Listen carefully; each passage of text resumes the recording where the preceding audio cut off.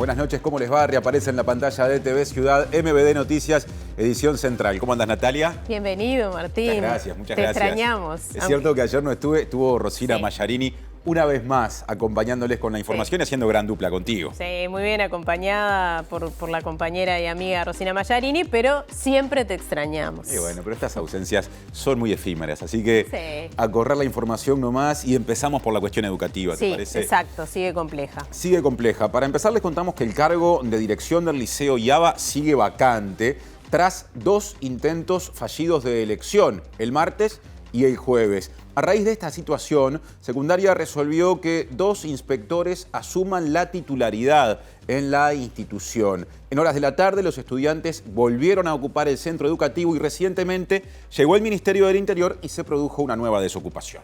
También hoy docentes y funcionarios ocuparon el local de la UTU del Cerro. El intendente de Canelones, Yamandú Orsi, hizo referencia a las declaraciones del presidente Luis Lacalle Pou sobre el conflicto del IABA y su condena al estado del salón gremial. Hay un desconocimiento lógico porque nunca pisaste un centro público, dijo Orsi, refiriéndose al presidente de la República. Hay muchas voces con respecto a este tema y, como siempre, hay muchos temas. Repasamos los titulares. Muy bien. De la Cámara Baja aprobó el proyecto de ley de reforma previsional tras un acuerdo en la interna del oficialismo. Desde el Frente Amplio advierten que los cambios acordados en reforma previsional incorporan múltiples beneficios para el personal militar a pedido de Cabildo Abierto. La Cámara de Representantes también aprobó esta madrugada el proyecto de ley de corresponsabilidad en la crianza. Surgen nuevas críticas desde la academia y la sociedad civil de cara a la discusión en el Senado. El ministro Omar Paganini relativizó la importancia de los recursos presentados por empresas por adjudicación al espectro 4G y la subasta de tecnología 5G. El Frente Amplio denuncia falta de transparencia y desprolijidad en la gestión. Un informe primario de la Fiscalía concluyó que el fiscal Fernando Romano no ejerció violencia de género contra su colega Gabriela Fossati. Auditoría interna en el Hospital Maciel encontró irregularidades en compras, contrataciones y gestiones que se llevaron a cabo sin autorización del directorio de ACE. Un adolescente que amenazó desde sus redes sociales con hacer una masacre en la UTU de Rivera fue imputado por el delito de instigación pública a delinquir. El Ministerio del Interior presentó las cifras de delitos del primer trimestre del año y otra vez se abrió la polémica entre gobierno y oposición por los datos. El presidente colombiano Gustavo Petro se reunió este jueves en Washington con su par estadounidense, Joseph Biden. Hablaron de la guerra contra las drogas, la migración y el cambio climático. Tras la pandemia, el nivel de vacunación en América Latina ha retrocedido 30 años, según informes de la Organización Panamericana de la Salud y UNICEF.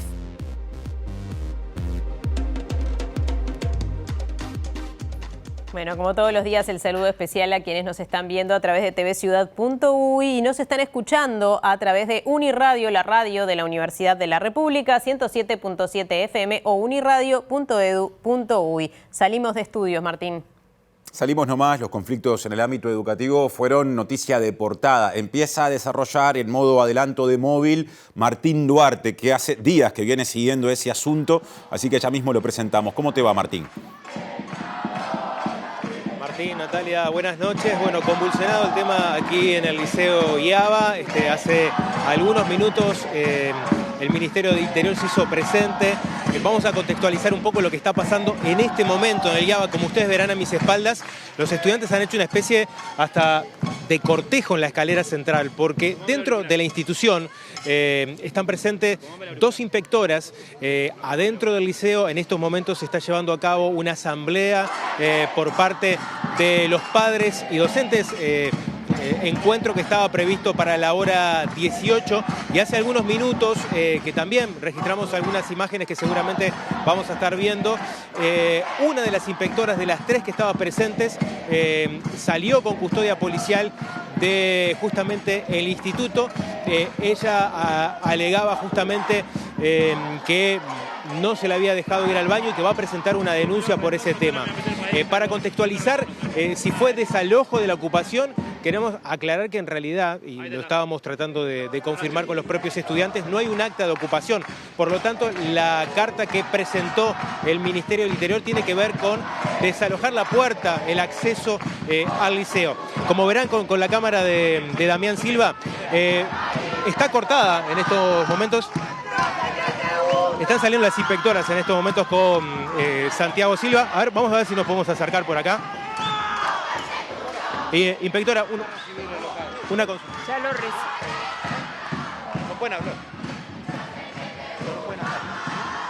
Quiero hablar con ella. Ahí vemos a Santiago González que está siguiendo en este momento a una de las inspectoras. Están saliendo de a una, decíamos que hace un ratito se dio la salida de la otra y le va a estar consultando en estos momentos Santiago González como en control local. Estamos en vivo, esto está pasando en estos momentos donde la calle Rodó, como ustedes también verán, está cortada. 2 cuadras, ¿no? Con un móvil policial. Vamos a tratar de ver un poquito de lo que está ocurriendo, pero queda una inspectora dentro de la institución y se dio en estos momentos la salida de la segunda. Muchas gracias, Martín. Valiosísimo testimonio. El valor de estar en el lugar en el que pasan las cosas cuando las cosas pasan. Seguimos repasando móviles en el comienzo de la edición de hoy. Polémica en torno a adjudicaciones de bloques del espectro en las frecuencias 4G y 5G. Adelanta ahora Mariana Abreu. ¿Cómo te va, Mariana? ¿Cómo estás, Martín? Estamos en las afueras de la sede del Ministerio de Industria porque ayer las autoridades de esta cartera y también las de la URSEC comparecieron ante la Comisión de Industria del Senado a pedido de la oposición, como decías, para dar explicaciones en relación a la renovación del espectro 4G y a la subasta referida a la tecnología 5G. Recordemos que hay recursos administrativos interpuestos por las empresas Claro y también Dedicado. Así que en un ratito nada más vamos a estar compartiendo la visión de las autoridades y también la visión de la oposición. Nuevas cifras oficiales de delitos y nuevas visiones según qué se tome en cuenta y con qué se compare. Informa ahora Diego Martini. ¿Cómo te va, Diego? Así es, compañeros, buenas tardes. En la tarde de hoy el Ministerio del Interior presentó los datos del primer trimestre, que es enero, febrero y marzo, en cuanto a los delitos, y detectaron que hubo una baja en los homicidios si se compara al mismo periodo del año anterior, pero si se lo compara, por ejemplo, con el 2019, hay un aumento del 12%. El Ministerio del Interior también destaca que hubo una baja en los hurtos y también en abigeato, así que en unos minutos vamos a analizar estas cifras que además no son compartidas por un monitoreo ciudadano en base a datos de prensa que hace el Frente Amplio, por ejemplo, en el que han detectado que hay 15 homicidios más, y vamos a estar explicando por qué se da esa diferencia con el senador del Frente Amplio que ha seguido estos temas, Enrique Rubio. Bien. Se han dicho muchas cosas, ha habido mucha polémica en estas horas por la votación en la Cámara Baja de este proyecto de corresponsabilidad en la crianza. Varias instituciones sociales han hecho sus críticas y en este caso vamos a escuchar a Leonardo Méndez, dirigente de la Asociación de Magistrados, y Soledad González de la Intersocial Feminista. Acordaron una redacción peor, que ablanda más la protección sobre niños, niñas y adolescentes que puedan estar sufriendo violencia. ¿Por qué peor? Porque, por ejemplo, una de las modificaciones que introduce es que si ya hay un acuerdo de tenencia compartida entre los padres y hay una denuncia, hay que privilegiar que siga el mismo acuerdo. Nosotros básicamente lo que expresamos en septiembre pasado en comisión, que fuimos la primera asociación civil que fue recibida, mantenemos las observaciones, todavía no sabemos si a nivel del Senado puede haber algún cambio. Bueno, volvemos allí al Liceo Yaba, donde está nuestro compañero Martín Duarte. Recién nos mostraba todo el equipo lo que estaba sucediendo. Tensión y conflicto allí en esa zona. Martín, te escuchamos, te vemos. Bueno, estamos posicionados en la puerta de la institución, como ustedes verán. En estos momentos, reiteramos, dentro están reunidos los docentes con los padres y bueno, se está dando esta salida de los inspectores que se hicieron presentes alrededor de las 2 de la tarde aquí en la institución. Un poco para seguir la cronología de lo que ocurrió en la jornada de hoy. En la mañana la institución no estuvo abierta, sí, su presencia desde muy temprano de las inspectoras que tomaron un poco la dirección de la institución al no haber justamente director a cargo. Y de hecho, una de las novedades de esta jornada tiene que ver con que nadie se presentó a la elección del cargo de director y de subdirector de la institución, que a través de forma virtual se puso justamente a nivel de toma en la jornada de hoy. Por eso, en estos momentos, la dirección del IABA está a cargo de las inspectoras. En estos momentos ingresó Santiago González, seguramente para salir en estos momentos con la tercera de las inspectoras que permanece aún dentro de la institución. Como ustedes verán, hay una movida de los estudiantes en la escalera, que en estos momentos no están ocupando, no están dentro de la institución, sí los padres y justamente los docentes, ¿no?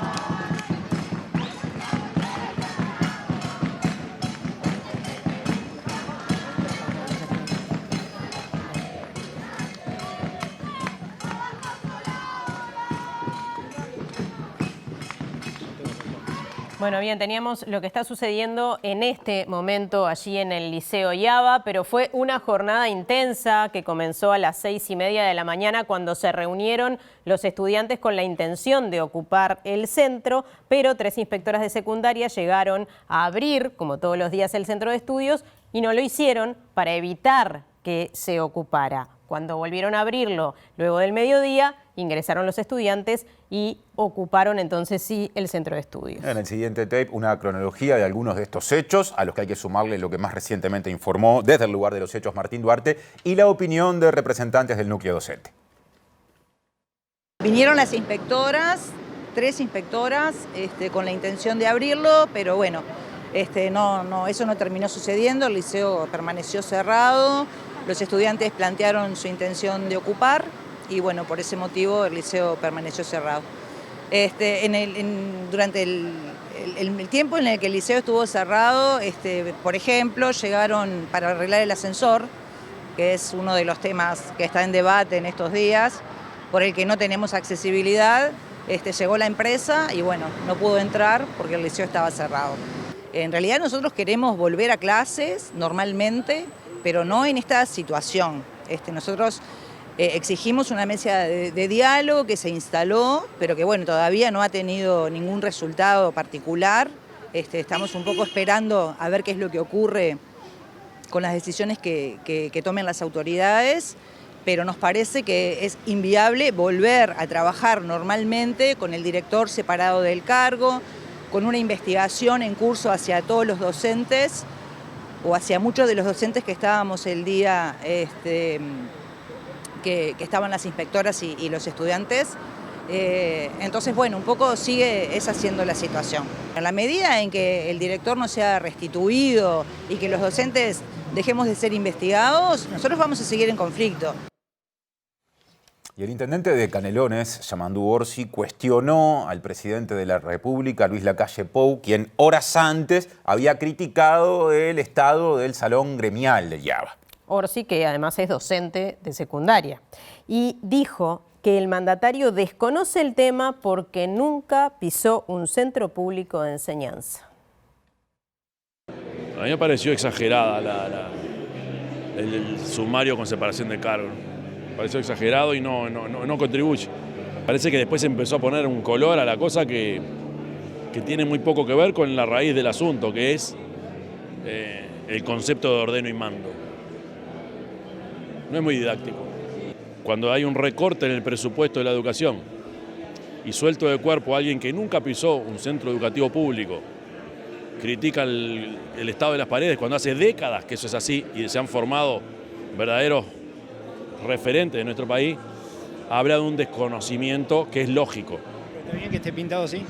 Toda la vida estuvo. Me puede gustar otra cosa. Los cuarteles están mucho mejor pintados, no tengo duda. Pero ni una cosa ni la otra, son cosas distintas. Yo el otro día escuchaba una referente de muchos años que cuando iba a IABA, en la época de Traversoni, las paredes estaban pintadas. Yo creo que que hay un desconocimiento de lo que es la educación pública, que es lógico, porque si nunca pisaste un centro público de enseñanza y todavía te das el lujo de recortar el presupuesto, hay que tener un poco de cuidado cuando se habla, me parece. Docentes y funcionarios, en este caso de la UTU del Cerro, ocuparon el centro de estudios en reclamo de una política institucional para abordar los problemas de convivencia dentro de ese centro de estudios. Dicen que además hay dificultades edilicias, también superpoblación, y por esto el lunes van a concurrir a un ámbito tripartito en el Ministerio de Trabajo y Seguridad Social. Estos reclamos tienen varios años, pero el aumento de matrícula profundizó las dificultades para dictar clases y dar las respuestas necesarias. Este verano comenzaron las obras, pero para el salón donde está la administración y la dirección. El director general de UTU solicitó la intervención del Ministerio del Interior para desalojar el edificio, que sucedió sobre las 17 horas. Luego se entregó la llave al director de la UTU y al inspector regional. Se han improvisado salones en espacios que no son para eso, que no son adecuados, con ruido, sin ventilación. Hace varios años, tenemos contenedores del 2012 y eso ha sido en detrimento de los espacios de encuentro y convivencia. Al día de hoy tenemos 1.300 estudiantes, tenemos varios grupos superpoblados y no tenemos ningún espacio de encuentro. En el patio muchas veces no se puede, si hay mucho sol o si llueve. Y eso ha ido generando situaciones violentas. Y tampoco lo que tenemos es una política institucional que apueste al trabajo sobre la convivencia y sobre la integración. Lo que se hace cada vez que hay una pelea, cada vez que hay un hecho de violencia, se sanciona. Las sanciones en sí mismas no son una estrategia educativa, no solucionan nada, no son suficientes. Los hechos de violencia escalan hace años que son cada vez más graves. Lo que sucedió no fue una simple pelea, como declaró el director Pereira, fue bastante más grave. El año pasado salió lastimada una profesora. O sea, cuando se apretan 400 chiquilines un día de lluvia en un pasillo, no lo vamos a justificar porque obviamente que no es la manera de solucionar las cosas, pero no es extraño que se den este tipo de situaciones. Y me enteré que estaban ocupando y decidimos venir a apoyar acá. Y son problemáticas a las que se acostumbran, ya son algo cotidiano para ellos y no está bueno porque no es justo para ellos. Y ahora pasamos a otro de los temas de los últimos días, porque la Comisión Especial de la Cámara Baja aprobó el proyecto de ley de reforma previsional luego de que alcanzaran un acuerdo los partidos del oficialismo. El diputado nacionalista Pedro Gisdonian dijo que pese a los cambios promovidos por el Partido Colorado y Cabildo Abierto, el texto asegura la reducción del déficit del sistema. Sin reforma, los egresos previsionales van hacia 13 puntos del PBI y el déficit hacia 6 puntos del PBI. Con esta reforma, teniendo en cuenta los acuerdos que han llevado a su aprobación, los egresos previsionales bajarán en el orden de 10 puntos del PBI y en el déficit se avanza hacia 2 puntos del PBI. Crea, sin lugar a dudas, un procedimiento de convergencia de todos los regímenes, superando desigualdades sin fundamento, como tiene el sistema actual, y establece una transición que, como ya lo hemos hablado durante todo este periodo, se hace de manera muy gradual, creando, como decíamos, un sistema de previsión común, mucho más justo al que tenemos actualmente. Gisdonian, diputado del sector Aire Fresco que lidera el presidente Luis Lacalle Pou, criticó al Frente Amplio, que se retiró de la comisión cuando la bancada de la coalición de gobierno comenzó a votar el proyecto. El Frente Amplio, además de no haber presentado durante los 15 años una solución a lo que significa la seguridad social, tampoco quiso ser parte de la votación, dar sus aportes, entendieron que la forma de oponerse era no estando y no votando en contra, que creemos que es lo que correspondía para el trabajo que tenemos nosotros acá como diputados en la Cámara. Y el diputado frente amplista Gustavo Olmos dijo que el proyecto de ley de reforma previsional incorporó múltiples beneficios para el personal militar a pedido de Cabildo Abierto. Aseguró que eso pasó desde el comienzo del tratamiento, cuando se presentó el anteproyecto, y dijo que en las últimas horas hubo 2 cambios más en esa dirección. Una bonificación que tienen los policías que están combatiendo el delito, que cada 5 años de trabajo se le cuentan 7 de actividad y a los militares se cuentan 6. Entonces que el Poder Ejecutivo pudiera duplicar la bonificación para llegar a 7, pero como una potestad. Después en la carta que Manini le manda a Arbeleche le dice que no sea una potestad, sino que sea obligatorio hacerlo así. Y otro de los cambios que viene ahora en las últimas modificaciones que manda el Ejecutivo es En la reforma de la Caja Militar que hubo en 2018, una de las cosas que hizo fue subir las edades de retiro obligatorio. Entonces, había la oficialidad superior que se jubilaba con 51 años, pasó a jubilarse con 63. Los que generaban causal jubilatoria a partir de 2033 entraban en el nuevo sistema. Lo que hace ahora, de vuelta, el Poder Ejecutivo es volverlos a 51, o sea, les baja. El diputado Olmos recordó otros beneficios para el personal militar y sus familias contenidos en el proyecto de ley que Cabildo Abierto introdujo meses atrás, cuando empezaba la discusión. Se incluyó al personal que no es de combate con los beneficios de retiro anticipado y de mejor tasa de reemplazo, cosa que no estaba en el anteproyecto que se había presentado a los partidos políticos. Se introdujo el aguinaldo para las pensionistas de la Caja Militar, un beneficio que también se había quitado en 2018, porque no lo tiene ningún pensionista de ninguna otra caja. Un complemento breve con respecto a este tema. Este fin de semana el Frente Amplio va a definir si acompaña por lo menos alguno de los proyectos alguno de los artículos, quiero decir, de este proyecto de ley, que el próximo lunes va a empezar a ser votado a nivel del plenario de la Cámara Baja. Seguimos en el Parlamento y con otro de los proyectos que está generando muchísima polémica. La Cámara de Representantes aprobó esta madrugada con votos del oficialismo el proyecto de ley de corresponsabilidad en la crianza. También hubo varios días de negociación y luego de ese periodo precisamente el oficialismo alcanzó un acuerdo para modificar el artículo 4 por un lado y agregar otro artículo, el número 14, que establece como agravante especial la presentación de denuncias falsas. La nueva redacción del artículo 4, el más polémico y debatido del proyecto, establece que el juzgado de urgencia que actúe a raíz de una denuncia al momento de convocar a la audiencia deberá designar un defensor al niño, la niña o el adolescente que pudieran verse afectados por la resolución a adoptarse. Tras esto, el juzgado de familia, actuando con las garantías del debido proceso, evaluará bajo su más seria responsabilidad funcional la necesidad o no de modificar el régimen de tenencia y su ejercicio. Ante esto, el texto afirma que solo se suspenderá el régimen de visitas vigentes en caso de que se encuentre en riesgo el interés superior del niño, niña o adolescente. En tal caso, la suspensión será transitoria y podrá revisarse. También se establece que el juez, siempre oyendo a la defensa del niño, niña o adolescente, valorará muy especialmente los hechos denunciados en caso de que sean determinantes para la formalización del progenitor en la órbita penal.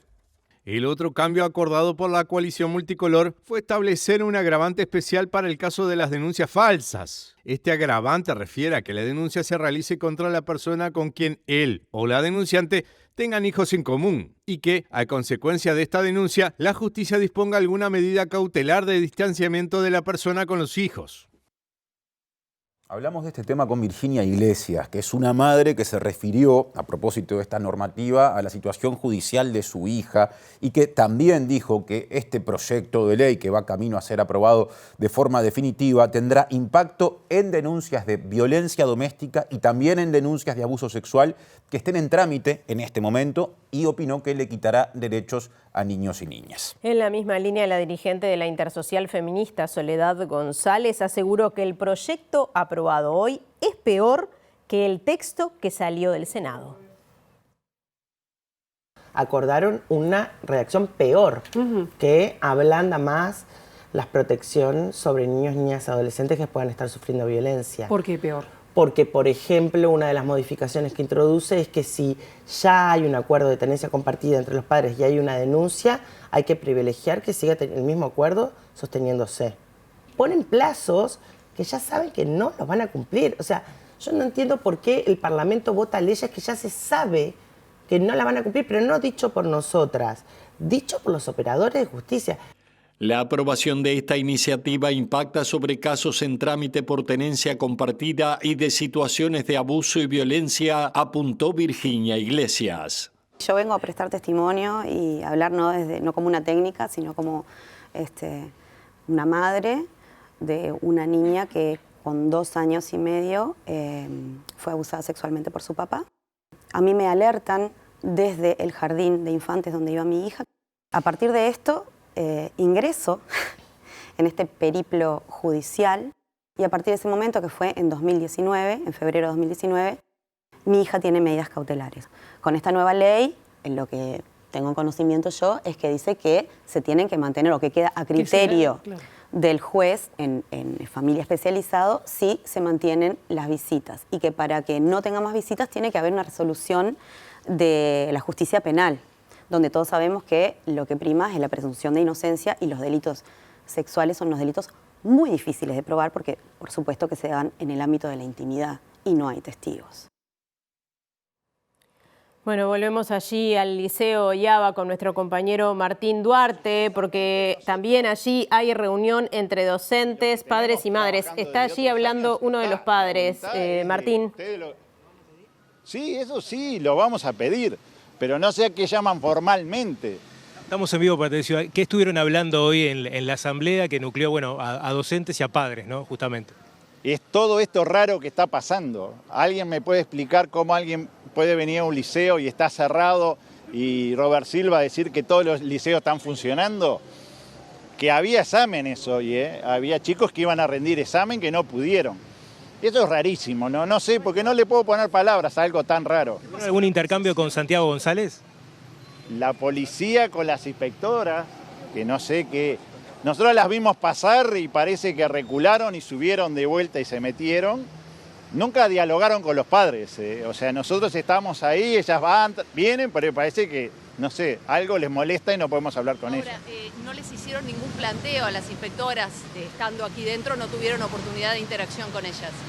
Nosotros intentamos de alguna manera, en el momento que intentamos hablar con ellas, los chicos estaban en la puerta y no llegamos, pero ellas saben que estamos acá. Siempre pasa al revés. ¿Por qué nosotros tenemos que llegar a golpear la puerta si estamos en un país democrático? No vea. Las inspectoras se fueron de acá diciendo que iban a hacer una denuncia policial porque las tenían encerradas y no las dejaban ir nada más que al baño. Yo soy docente del liceo. Totalmente falso. Estábamos en una reunión, los docentes con los padres, queriendo conversar de toda esta situación, que estamos todos muy preocupados, los docentes queriendo dar clases también, pero bueno, una situación de conflicto que hay que resolver. Estábamos simplemente reunidos en la puerta del liceo, cuando los estudiantes fueron desalojados por la policía, nosotros quedamos dentro, y cuando las inspectoras, unas inspectoras mismos salieron, 3 inspectoras, y una salió por la puerta, nosotros nos abrimos y las inspectoras salieron. De ningún modo se puede decir que quedaron retenidas. Eso es un disparate total, pero ¿a quién se le ocurre hacer algo así? Y los estudiantes, por supuesto que tampoco, de ninguna manera. Acá realmente no se llegó nunca a ocupar el liceo. Acá teníamos una reunión y la verdad es que las últimas reuniones que hemos tenido, una la tuvimos que tuviera acá, en la escalinata del liceo, porque el liceo estaba cerrado. Y cada vez que queremos juntarnos con los padres no tenemos un lugar adecuado.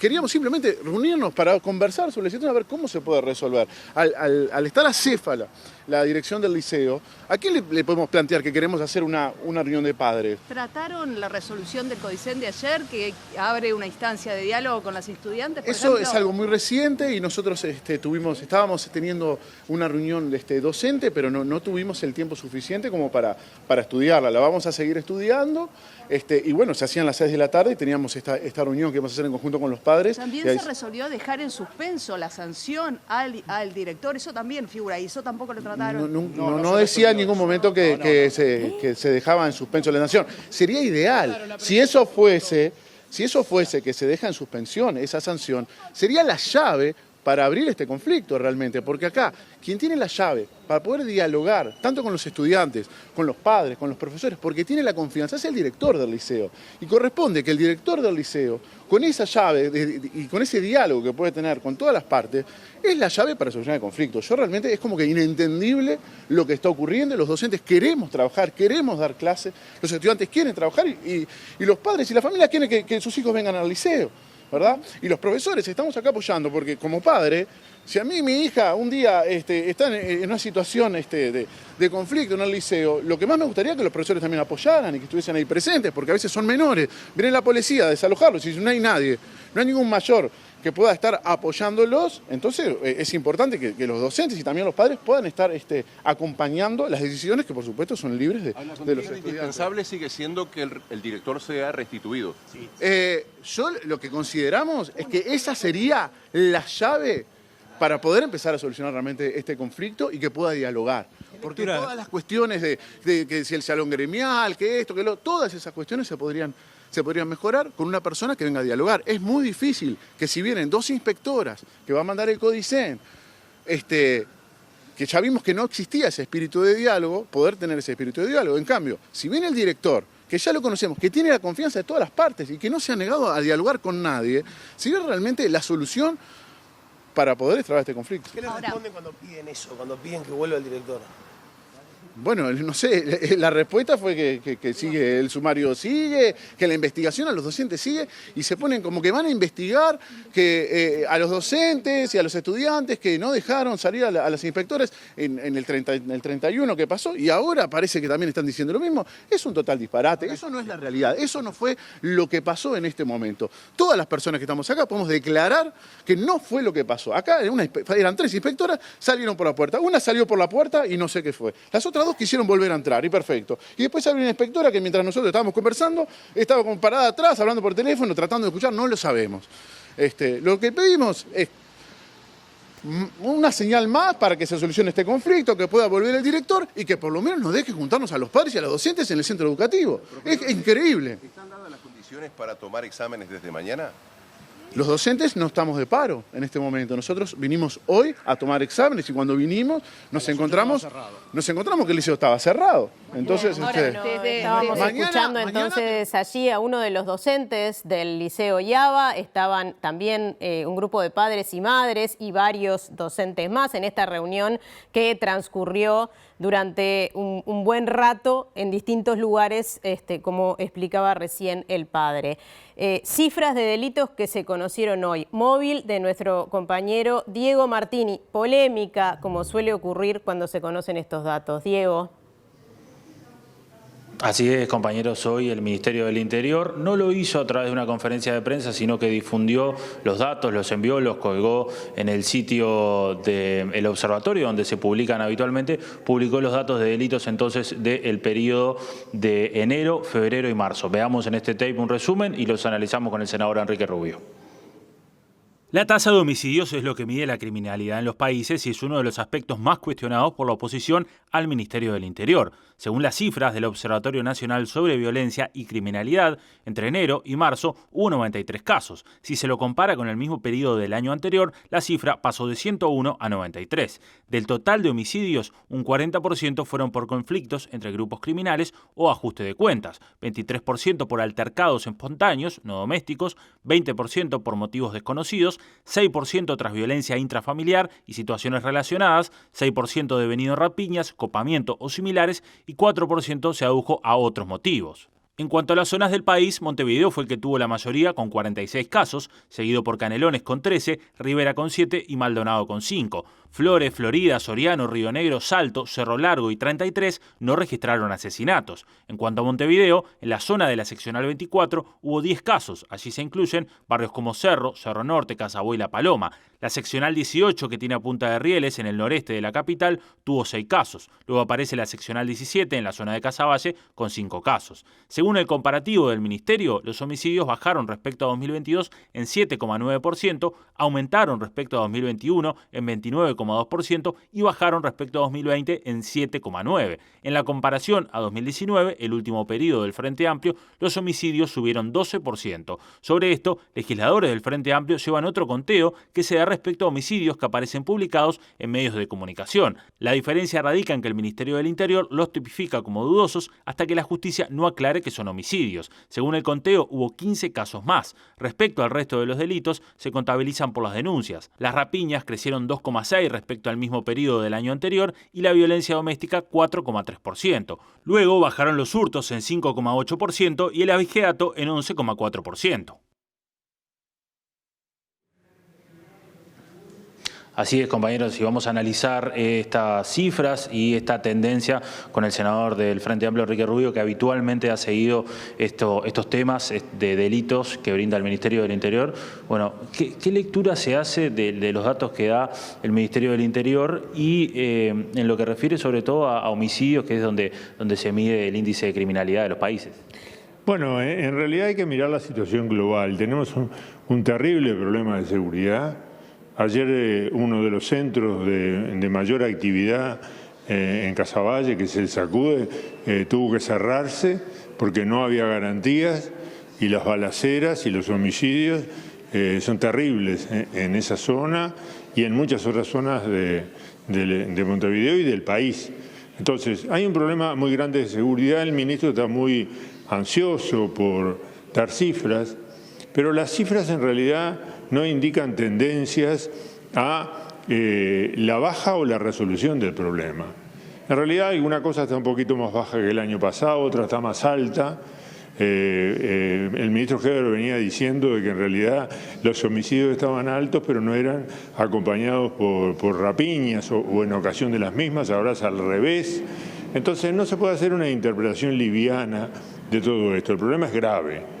Y quizás una de las cosas más importantes de esta mesa que se ha instalado para hacer intercambio de políticas de largo plazo sobre seguridad es que las cifras pasen a ser manejadas por el Instituto Nacional de Estadísticas. Pero lo importante es las políticas. Y lo que nosotros apreciamos y sabemos es que los delitos son cada vez más violentos.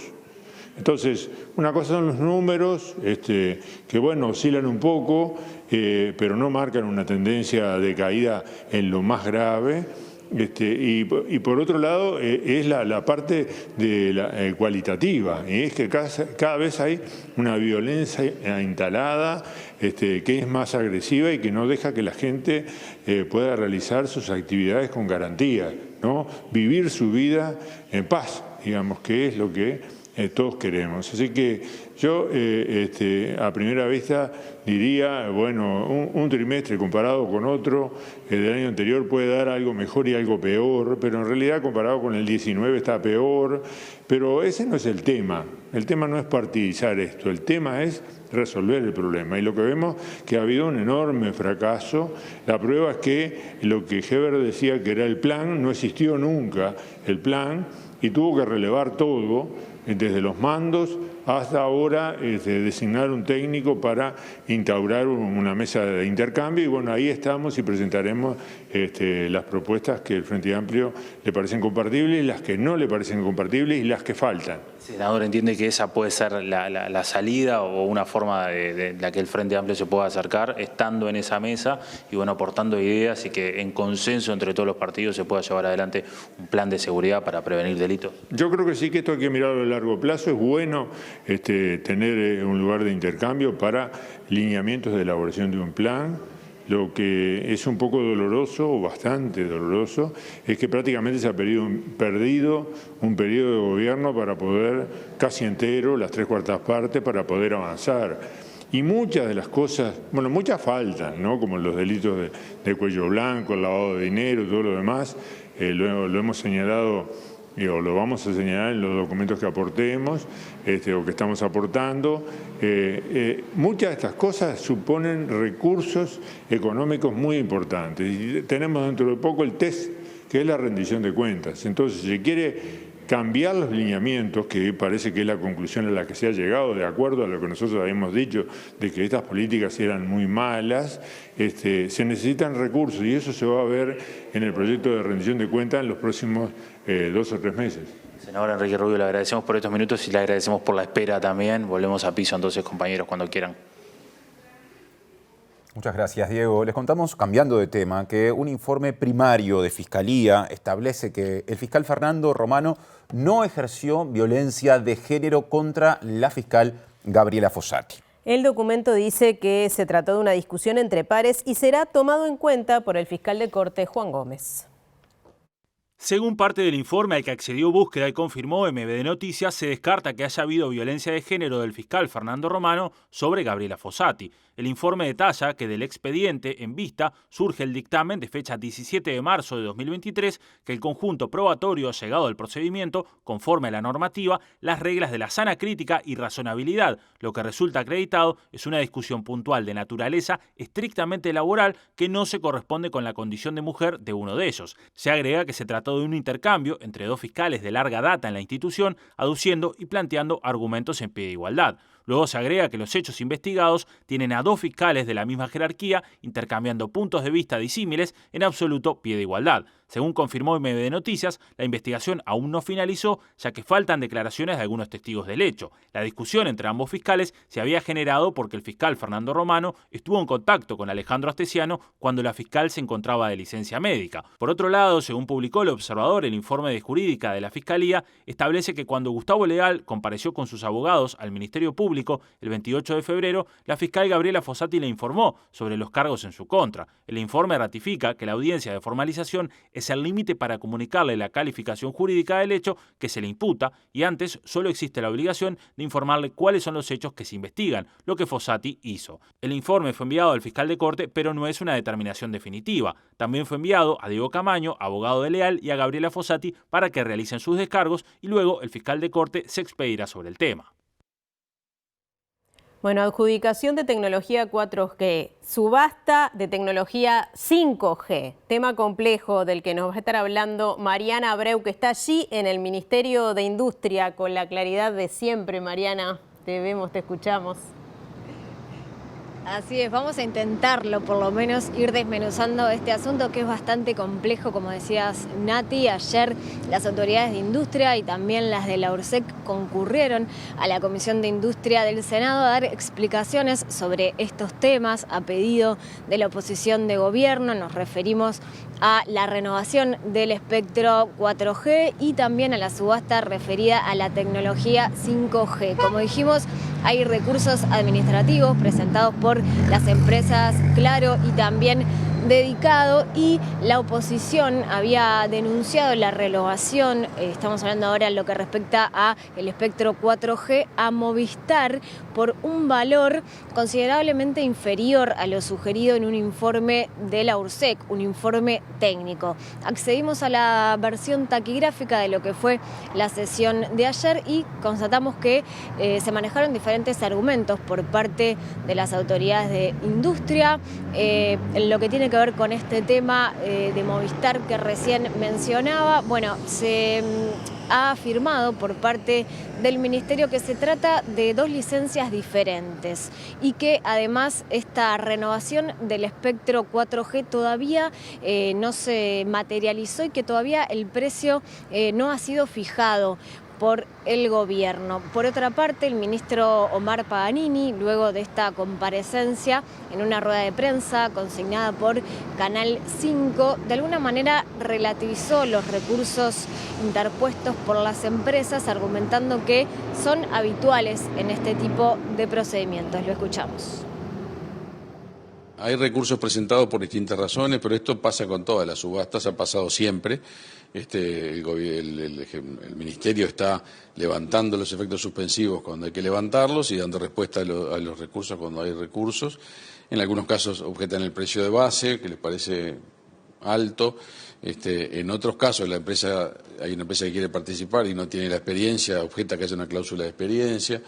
En fin, y ese tipo de cosas es las que estamos viendo, pero vamos a ir adelante y entendemos de que va a haber quien se presente a la subasta y el 5G se puede desarrollar en Uruguay lo más rápido posible. Cuando usted dice lo más rápido posible, ¿cuándo sería?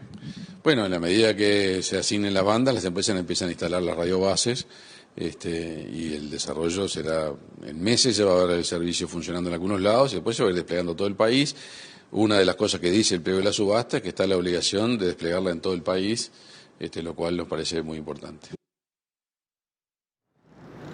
Bueno, y para el Frente Amplio estas explicaciones no son suficientes o por lo menos no conformaron a esta fuerza política. Nosotros estuvimos conversando con la senadora Silvia Nane del Frente Amplio, que junto a los legisladores Alejandro Sánchez y Lilian Quechichian solicitaron justamente la presencia de las autoridades de URSEC y del Ministerio de Industria en la comisión para dar explicaciones sobre estos temas. Para Silvia Nane falta transparencia y también prolijidad en relación a estos procedimientos. Se puede analizar el resultado de la comparecencia en 2 grandes ámbitos. El primero es respecto a la estrategia de telecomunicaciones y de asignación de espectro de este gobierno, que evidentemente o no existe o va para un lugar que cambia todos los días de acuerdo a las demandas de los diferentes actores interesados. El otro aspecto que me parece que da para analizar es la falta total de transparencia y de prolijidad en el manejo de los procedimientos públicos. Que cuando uno trata de mirar esos dos aspectos en su conjunto, lo que pasa es que el segundo tiñe el primero. Lo que dice el ministro es que los recursos en este tipo de procesos son habituales y ya han sucedido en otras oportunidades. Sí, lo cual no quiere decir que uno no trate de evitarlos y que uno no trate de ponerle a los procedimientos públicos la mayor transparencia posible. Lo que se ha dicho en relación a esta renovación a Movistar ha sido que se está hablando de dos bandas diferentes y que en realidad la que se hace mención todavía no se ha renovado. ¿Cómo es esto entonces? Eso dio en que el ministro dijo, ustedes interpretaron mal.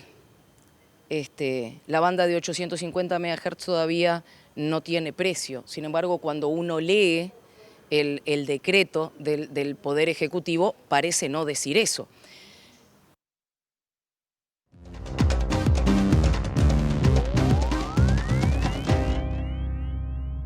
Columna de análisis económico. Recientemente el Banco Central del Uruguay anunció una baja en las tasas de interés. ¿Qué quiere decir eso? ¿Cómo interpretarlo?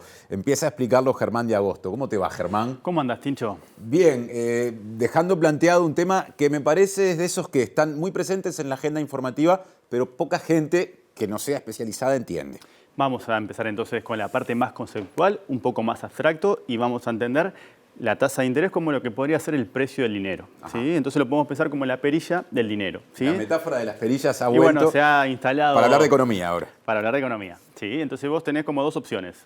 Cuando la economía necesita un empujón, ¿sí? Lo que hacen los bancos centrales del mundo, y fue lo que hicieron en la pandemia, es bajar la tasa de interés, porque bajar la tasa de interés lo que hace es abaratar el crédito. Y si vos abaratás el crédito, lo que haces es favorecer el consumo y favorecer la inversión. Y como esos son los dos motores de la economía, lo que haces es empujar la economía. Entonces, si voy a pedir un préstamo y bajó la tasa de interés, hay más posibilidad de que me cueste menos te ese va préstamo. A salir menos, exactamente. Entonces, cuando el Banco Central baja su tasa de interés, que es la tasa de interés de referencia, después eso derrama en cascada hacia el resto de las tasas y es lo que se traduce justamente en condiciones más favorables para el consumo, para la inversión y, por ende, para la economía. Bien. Entonces, esto fue lo que se hizo en el marco de la pandemia a nivel global y, en particular, a nivel local.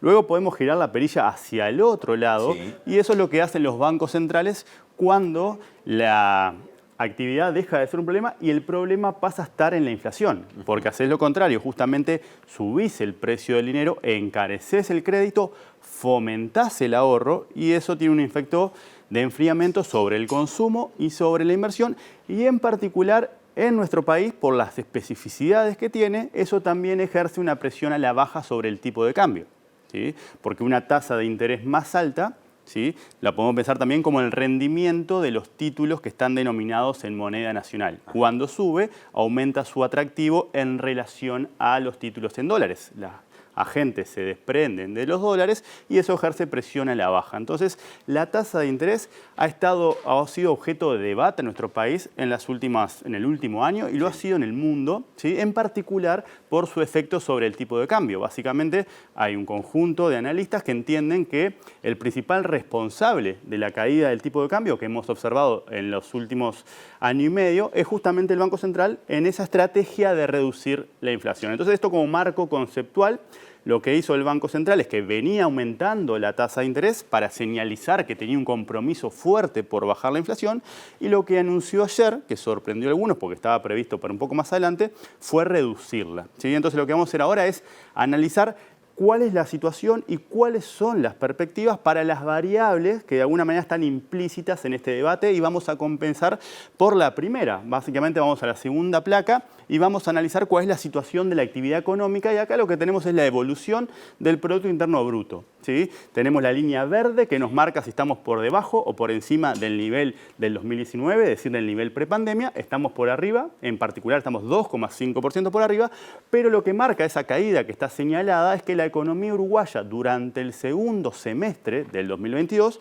entró en una recesión técnica porque acumuló 2 trimestres consecutivos de caída. Eso es lo que tiene que pasar para hablar de recesión técnica. Eso es una recesión técnica cuando acumulás 2 trimestres consecutivos de contracción del Producto Interno Bruto. Medio año. Sí, medio año. Y lo que ahora vos conocimos ayer fue justamente la encuesta de expectativas que hace el propio Banco Central sobre las opiniones de los analistas para entender qué podemos esperar en materia de crecimiento. Y esa encuesta que conocimos ayer dio que los analistas corrigieron a la baja su expectativa de crecimiento para este año, que ahora se ubica en 1,5%. O sea, es un crecimiento bajo, ¿sí? Y de alguna manera marca también no solo la tendencia que se venía observando el año pasado, sino también empieza a marcar también el impacto, por ejemplo, de la sequía y del cambio en las condiciones internacionales. O sea que de alguna manera una de las razones por las cuales se puede entender o se puede interpretar correcto esta reducción de la tasa de interés tiene que ver con la situación de la economía que empieza a tener justamente señales más negativas en torno a lo que es la actividad. ¿Sí? En particular es importante la recuperación del consumo, dado que en la inversión vos ya no tenés AUPM y en las exportaciones vienen cayendo desde hace varios meses. Entonces la responsabilidad, entre comillas, de sostener el dinamismo económico este año estaría sobre el consumo y por ende también es clave, que nos va a ser relevante ahora, la recuperación del salario real, además del empleo. ¿Sí? Entonces acá hay una de las dimensiones que está implícita en este debate o en esta disyuntiva que tiene la política económica. Vamos a la siguiente, que es justamente la que ha sido más foco de discusión en los últimos meses, que es el tipo de cambio. Esta es la caída que hemos analizado varias veces, lo estamos viendo en términos nominales, pero en términos reales también lo hemos discutido. Uruguay está caro en relación a todas las referencias relevantes y lo que ha pasado en el último año y medio es que el tipo de cambio ha caído más de un 12% y hay quienes interpretan que esto es resultado justamente de la presión que ejerce la estrategia del Banco Central. Es el valor más bajo en casi 3 años, por lo que vemos en el gráfico. Exacto, viste que tuviste acá, se ve clarito el salto que generó la pandemia, después la estabilidad, y a partir de enero de 2021 el dólar empieza a caer en nuestro país a contrapelo de lo que sucedió en el resto del mundo. ¿Sí? Eso fue principalmente en el 2022. Acá siguió cayendo y acumulamos una caída del tipo de cambio del 12%, lo cual ha aumentado las presiones que se ejercen del sector productivo y también el sector político, en particular del oficialismo, ¿sí? En torno a lo que tiene que ver con el dólar. Ahí hablamos de la presión que ejerce fundamentalmente, dijiste, el sector productivo, dentro del sector agroexportador, ¿no? Quienes exportan. Sí, porque los movimientos del tipo de cambio dejan a unos contentos y a otros descontentos, y así porque es asimétrico el impacto que tiene. Yo como consumidor, de alguna manera estoy más cómodo con una caída del tipo de cambio porque, por ejemplo, pagar la cuenta de Netflix me sale más barato, viajar es más barato, todo lo que es importado es más barato. Comprar en dólares sale más barato. Exacto, entonces siempre genera efectos asimétricos. Lo que estamos pensando es la presión puntual que se ejerce desde, por ejemplo, el sector exportador. ¿Sí? Así que esta es la otra variable que ante esta decisión podría subir un poquito, por lo que hablamos recién de cómo operan esos movimientos de la perilla. Y por último, tenemos en la última placa la otra variable que es relevante, que es la inflación, que ayer también conocimos datos en torno a la encuesta de expectativas y justamente una de las cosas que señala el Banco Central para justificar su decisión es esa caída que se ve de la inflación en los últimos meses. Dado que la inflación está cediendo, el Banco Central interpreta que puede ser momento de reducir la tasa de interés. Atender el otro frente, el de la actividad a través de la tasa de interés. ¿Cuál es el problema? Que cuando lo pensamos prospectivamente y nos apoyamos sobre las proyecciones, lo que está dando es que los agentes encuestados, en este caso, están interpretando un aumento de la inflación, es decir, están corrigiendo al alza sus expectativas de inflación y ahí se ve que lo que aumenta es la brecha en relación a las expectativas oficiales. ¿Y por qué esto es sumamente relevante? Porque de alguna manera estamos en la antesala de la próxima ronda de negociación colectiva, sobre lo cual hay un compromiso de recomponer y llevar el poder de compra al nivel que tenía en 2019. Y allá viene aquello de inflación proyectada. Exacto, entonces no es lo mismo presentar lineamientos en torno a ese 5,8 que llegaría la inflación en el 2024, a fines de 2024, que es lo que está pasando ahora, que tanto los analistas como los empresarios empiezan a visualizar una inflación más alta, lo cual va a generar mayor tensión sobre esa negociación colectiva y por ende sobre el compromiso de la recuperación salarial y si seguimos razonando sobre las perspectivas del consumo que son claves en relación a las perspectivas de la actividad. Por eso nos quedó todo este nudo atado de alguna manera a ese concepto más abstracto que a veces pensamos que es la tasa de interés. Todo tiene que ver con todo. Exactamente. Es la conclusión de alguien que no es economista. Gracias, Germán, y hasta la próxima. Muchas gracias, Andicho. Nos vemos el martes. Hasta el martes que viene. Sigue haciendo el informativo de hoy, Natalia. Sí, les contamos que la Intendencia de Montevideo solicitó al Ministerio de Ambiente información sobre el impacto de la obra de ampliación de la terminal de contenedores en el puerto. En el documento se realizan observaciones sobre las consecuencias en los espacios costeros y el patrimonio histórico-cultural de la zona. La Intendencia de Montevideo, a través de un equipo multidisciplinario muy importante de distintas áreas de la Intendencia, elaboró su opinión con respecto al documento en vista pública. Hay varios aspectos que se tuvieron en cuenta. Por un lado, los aspectos patrimoniales, y este proyecto generaría una pared de más de 2/3 de la escollera entre pisos de contenedores y grúas que verdaderamente afectaría de manera irreversible esa visual que es patrimonial. La Intendencia realizó en el documento cuestionamientos en torno al impacto de movilidad que podría tener el proyecto, en el entendido que el volumen de vehículos que circularían en la terminal podría afectar la circulación en otras zonas. Desde el punto de vista ambiental, también hay una cantidad de afirmaciones, por ejemplo, del nivel de las playas. Se nombra a un estudio encargado al Instituto de Mecánica de los Fluidos e Hidráulica de la Facultad de Ingeniería, instituto que respetamos profundamente. El estudio no figura en la vista, queremos verlo porque los estudios científicos y técnicos se hacen con determinadas premisas y respondiendo determinadas preguntas. Si no sabemos cuáles son las premisas, las preguntas y en qué, nos falta mucha información.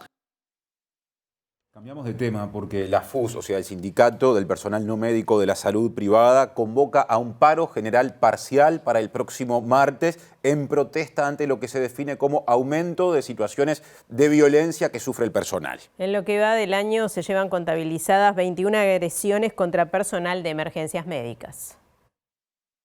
¿Cuál es el problema? Bueno, el primero de todos, el cómo la violencia contra el equipo de salud se agudiza.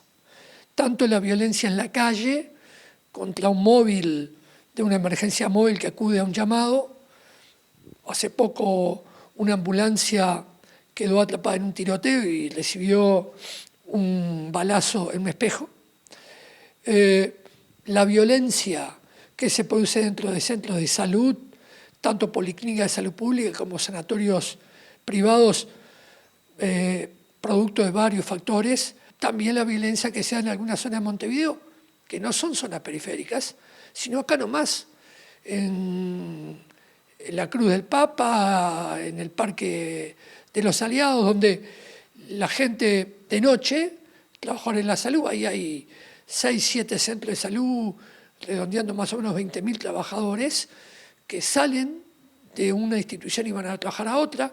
Recordemos que el 27% de los trabajadores en la salud tiene doble empleo, sobre todo enfermería y auxiliar de servicio, y cuando salen de tomar su turno o van a tomar el turno a otra institución, muchas veces son golpeadas, muchas son mujeres, golpeadas, asaltadas, y bueno, nosotros decimos que en horas de la noche esa zona céntrica de Montevideo es tierra de nadie.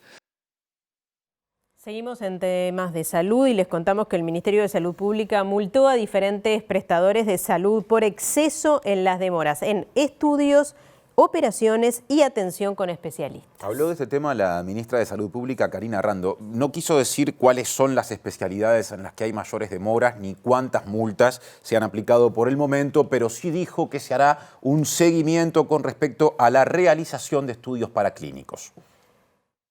Cuando no se cumple el tiempo de espera de 24 horas para medicina general, ginecología o pediatría, 48 horas para cirugía, y bueno, y los 6 meses para la cirugía de coordinación, que se pueden cambiar, y estamos muy focalizados en eso, ¿no? Pero hay que saber también que desprendiéndose de los datos que obtuvo el Ministerio de Salud Pública, la gran mayoría de las consultas se cumplen en tiempo y en forma. Días atrás el Ministerio habilitó la posibilidad que los usuarios puedan cambiarse de mutualista cuando existan dificultades de accesibilidad, aunque aún no se ha reglamentado. Ante esto, la jerarca confirmó que se comenzó a analizar la demora de los estudios paraclínicos. Ese es el nuevo paso. Por ahora se fiscalizaron tiempos de espera en consultas y en cirugías, y ahora se está haciendo el estudio de qué es lo que está sucediendo con los estudios de investigación y la paraclínica. Presenta Mercado Agrícola de Montevideo, en el corazón de un barrio donde late la ciudad. Mercado de Historias. Mercado de Historia.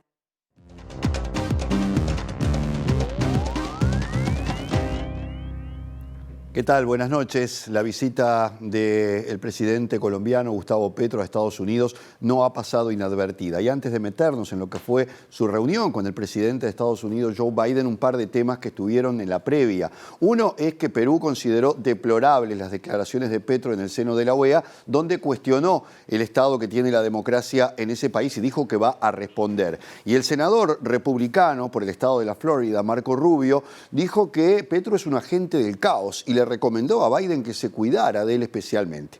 La reunión entre el presidente colombiano y el presidente de Estados Unidos tuvo varios temas, porque hasta ahora Colombia ha sido el principal aliado en la región para Estados Unidos, sobre todo en el plano militar, pero allí estuvieron una serie de cuestiones bilaterales, naturalmente, el tema de la guerra al narcotráfico, el tema de la migración y el tapón del Darién en la frontera que comparte con Panamá, donde se están juntando cantidad de migrantes, miles que pretenden llegar a Estados Unidos, y otro tema también fue el de la situación en Venezuela, donde el presidente Petro le planteó al presidente Biden una estrategia para ir, levantando paulatinamente las sanciones en la medida en que avance también el proceso electoral en ese país. Naturalmente que los temas fueron variados, no trascendió demasiado de lo que ocurrió dentro de la reunión propiamente dicha, pero en la previa algunas líneas se marcaron de lo que se iba a hablar dentro del Salón Oval.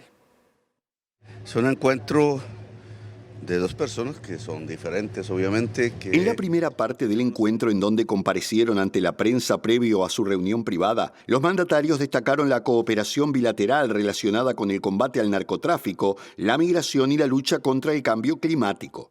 Estamos trabajando juntos para combatir el narcotráfico y abordar los niveles históricos de migración en nuestro continente, sobre todo en la zona del tapón del Darién, dijo el presidente estadounidense, quien agradeció a Petro por la hospitalidad y el apoyo que Colombia le brinda a los refugiados venezolanos, un tema que Caracas ha señalado de estar politizado. Joe Biden también agradeció a su par colombiano por el compromiso que tiene con la paz y los derechos humanos en el continente y comentó que ambos países están liderando esfuerzos para hacer frente al cambio climático y que cuentan con un fondo de $500 millones para la protección de la Amazonia.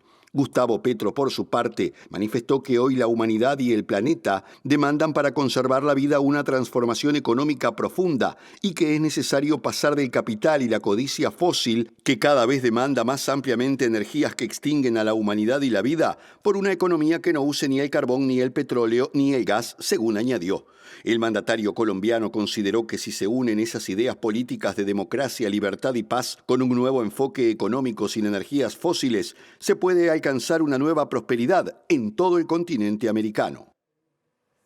La Organización Panamericana de la Salud y UNICEF advirtieron sobre la situación vacunatoria en el continente, que ha tenido una regresión de 30 años, según han manifestado a través de sendos informes, y hablaron también de la falta de voluntad política en el continente, un continente que hasta ahora había sido líder en materia de, por lo menos, eliminar o tener allí bajo control algunas enfermedades que probablemente vuelvan en el caso de que no se tomen medidas urgentes con los planes de vacunación en la región. UNICEF publicó su primer informe sobre vacunación de rutina e indicó que las cifras para América Latina reflejan la falta de voluntad política para mantener los altos índices de los que la región gozó durante décadas. Vacunas prioritarias como la que protege contra la difteria, el tétanos y la tosferina, o la inyección de inmunización contra el virus del papiloma humano, así como contra el sarampión, están entre las que han dejado de ser administradas y cuyos índices han bajado. El director de la Organización Panamericana de la Salud, Yarbas Barbosa, afirmó afirmó que la pandemia de COVID-19 ha agravado el rezago de las inmunizaciones de enfermedades y advirtió este jueves que el continente americano enfrenta una crisis inminente de rebrotes de enfermedades que se daban por superadas por el rezago en los servicios públicos de vacunación. El funcionario sostuvo que a medida que salimos de los efectos devastadores de la pandemia de COVID-19, el riesgo de brotes nuevos y emergentes en la región está en el nivel más alto de los últimos 30 años y explicó que América Latina había sido históricamente líder mundial en el control de enfermedades como la poliomielitis, erradicada en 1994, el sarampión en 2016 y el tétanos en 2017. Según el organismo de Naciones Unidas, en la última década se han registrado graves retrocesos, como la caída drástica en las tasas de cobertura de vacunación, una financiación inadecuada y la creciente reticencia de la población a vacunarse debido a la desinformación.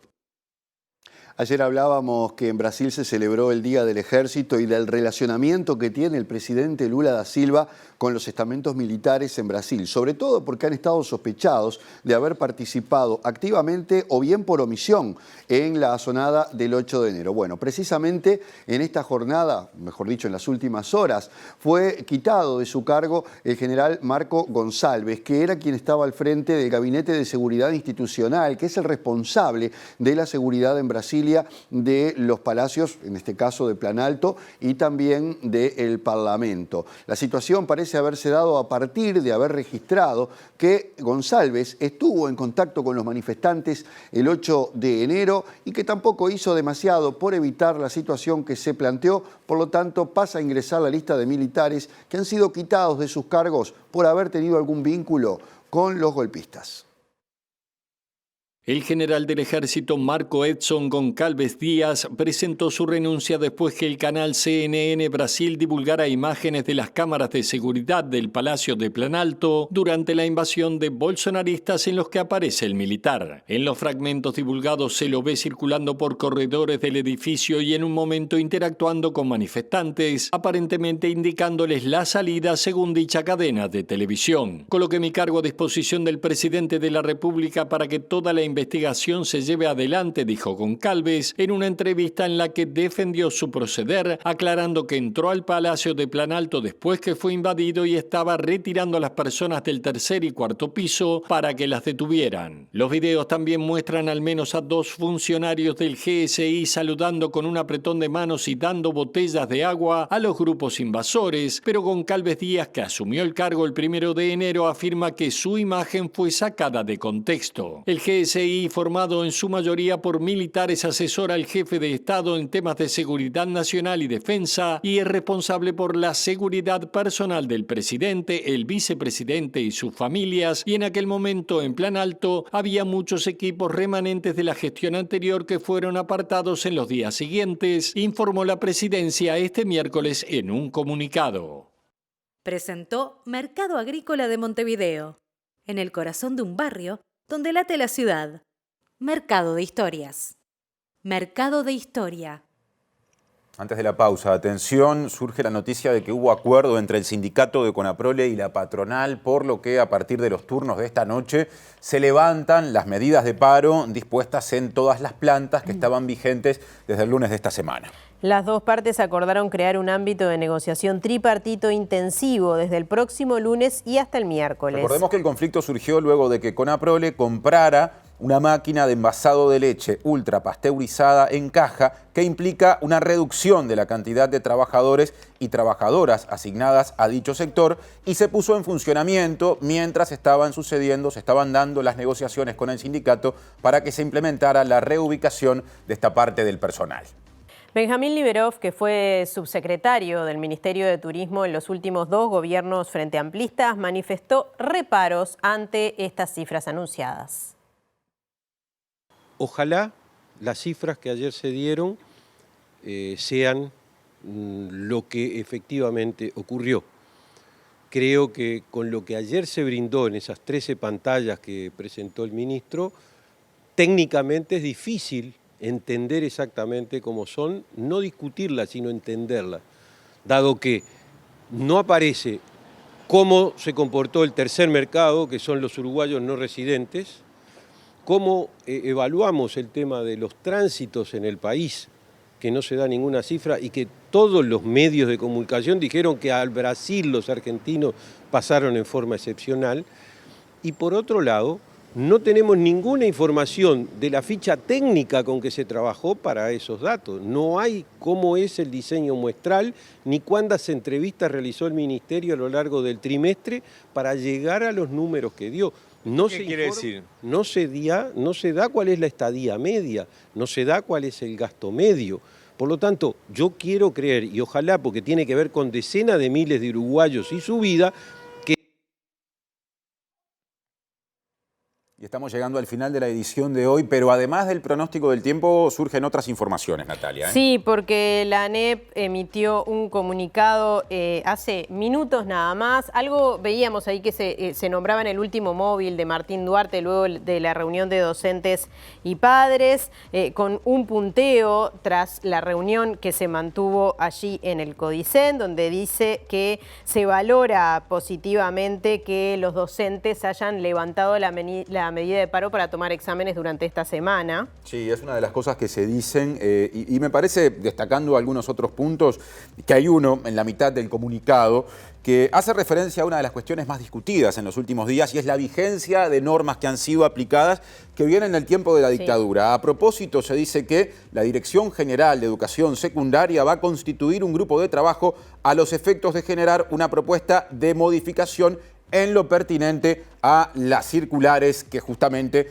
se aplicaron y se discutieron en las últimas horas. Y quizás el punto más relevante, que forma parte además del espíritu de este conflicto, o del más importante, es respecto de los procesos disciplinarios, el sumario al director de investigación administrativa, que seguirán en curso, dice, de la dirección, por la parte de la Dirección General de Enseñanza Secundaria. Existen posiciones diferentes en el Codicen, abriéndose un compás de espera ante eventuales planteamientos que pueden recibirse. En sesión fueron explicitadas las posiciones de cada uno de los integrantes del órgano. Veremos qué quiere decir, pero por lo menos llama la atención este compás de espera, ¿no? Sí. que se plantea en este punto número 8, así que quizás haya una puerta que se abre para empezar a tener una negociación más clara y que se salga de este conflicto. Seguirá siendo tema en nuestra agenda en las próximas jornadas y ahora nos queda repasar efectivamente el pronóstico del tiempo elaborado por Inumet con mirada a las próximas 72 horas. Empezamos por lo que está previsto que ocurra mañana viernes. Mañana viernes 21 de abril va a estar algo nuboso, aumenta un poquitito la temperatura con respecto a hoy, 6 grados la mínima, baja bastante la mínima, 22 la máxima. Promete el fin de semana, por lo menos en Montevideo y área metropolitana, otoñal y lindo, 22 de abril, día sábado, mínima 8, bastante baja, máxima interesante, 21 grados y ese posible cielo más bien soleado. Y el domingo similar, con una mínima de 10 grados y una máxima de 22, un fin de semana que va a ser bastante parecido al día de hoy. Es cierto, y eso es decir mucho. Claro. Sí, claro, cómo no. Ha estado muy lindo este jueves, nos queda todavía una edición más para cerrar la semana. Sí, nos reencontramos mañana a las 19 horas. No se vayan de la pantalla de TV Ciudad porque ya viene la ODE. Gracias por estar, como siempre, que pasen bien.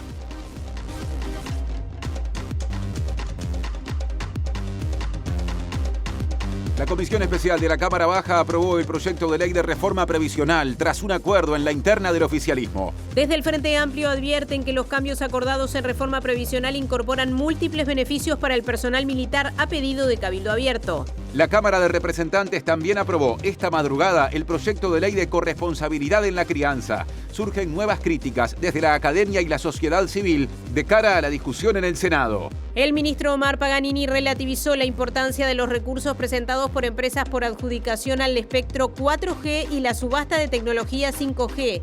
El Frente Amplio denuncia falta de transparencia y desprolijidad en la gestión. Un informe primario de la Fiscalía concluyó que el fiscal Fernando Romano no ejerció violencia de género contra su colega Gabriela Fossati. Auditoría interna en el Hospital Maciel encontró irregularidades en compras, contrataciones y gestiones que se llevaron a cabo sin autorización del directorio de ACE. Un adolescente que amenazó desde sus redes sociales con hacer una masacre en la UTU de Rivera fue imputado por el delito de instigación pública a delinquir. El Ministerio del Interior presentó las cifras de delitos del primer trimestre del año y otra vez se abrió la polémica entre gobierno y oposición por los datos. El presidente colombiano Gustavo Petro se reunió este jueves en Washington con su par estadounidense, Joseph Biden. Hablaron de la guerra contra las drogas, la migración y el cambio climático. Tras la pandemia, el nivel de vacunación en América Latina ha retrocedido 30 años, según informes de la Organización Panamericana de la Salud y UNICEF.